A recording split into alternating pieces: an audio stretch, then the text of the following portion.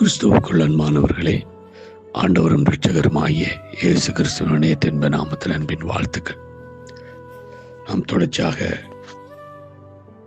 கர்த்தர் நமக்கு கொடுத்திருக்கிறதான சரீரத்திலே அவருடைய பிள்ளைகளாக இருக்கிற நாம் எப்படிப்பட்ட கிரியைகளை நடப்பிக்க வேண்டும் என்பதை குறித்து தான் நாங்கள் பார்த்தோம். நேற்றைய தினத்தில் பார்த்தோம், கிறிஸ்துவனுடைய ஆலயமாக நம்முடைய சரீரம் இருக்கிறது என்பதை குறித்து நாங்கள் பார்க்க போகிற காரியம், சரீரம் மற்றவர்களோடு இணைக்கப்பட்ட ஒரு அமைப்பாக இருக்கிறது.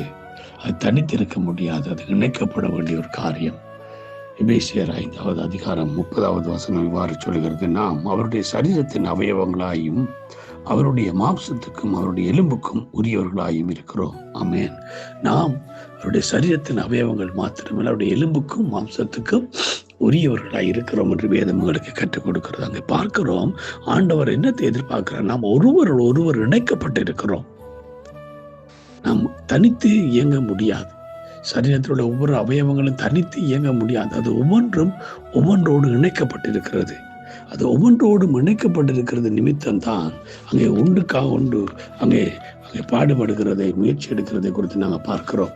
நாங்கள் பார்க்க 12வது அதிகாரம் ரோமர் 4-5வது வசனம் இவ்வாறு சொல்கிறது: ஏனெனில் நமக்கு ஒரே சரீரத்தில் அநேக அவயவங்கள் இருந்தும் எல்லா அவயவங்களும் ஒரே தொழில் இராதது போல அநேகராகிய நாமும் கிறிஸ்துவுக்குள் ஒரே சரீரமாய் இருக்க ஒருவருக்கொருவர் அவயவங்களாய் இருக்கிறோம். ஆமென்.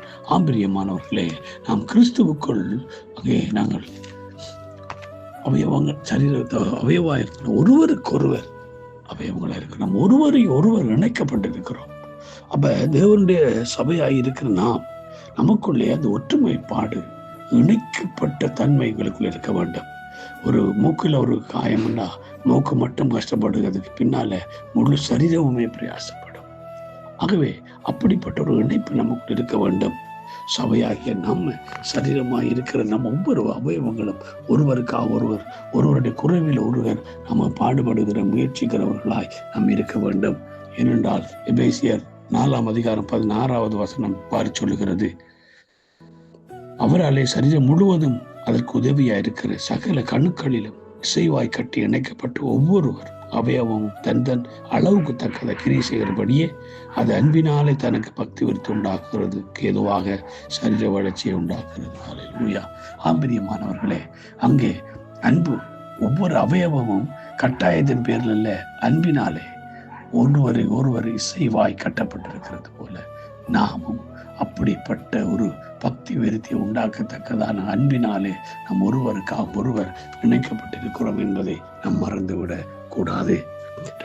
1 கொரிந்தியர் 12வது அதிகாரத்தின் 25வது 26வது வசனத்தில் சொல்லப்படுகிறது: சரீரத்தின் பிரிவினை உண்டாயிராமல் அவயவங்கள் ஒன்றை குறித்து ஒன்று கவலை இருக்கும்படிக்கு தேவன் கன்னத்தில் குறைவுள்ளதற்கு அதிக கன்னத்தை கொடுத்து இப்படி சரீரத்தை அமைத்திருக்கிறார். அதனால் ஒரு அவயவம் பாடுபட்டால் எல்லா அவயவங்களும் கூட பாடுபடும். ஒரு அவயவம் மகிமைப்பட்டால் எல்லா அவயவங்களும் மகிமைப்படும்.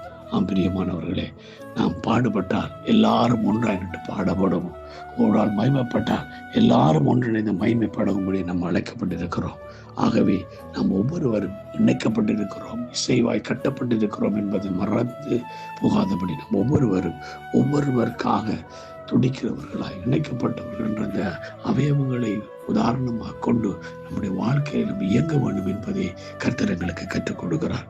ஆகவே கர்த்தர் தாம் ஒவ்வொருவரையும் அப்படிப்பட்ட கிருபைக்குள்ளே நடத்துவாராக. God bless you all.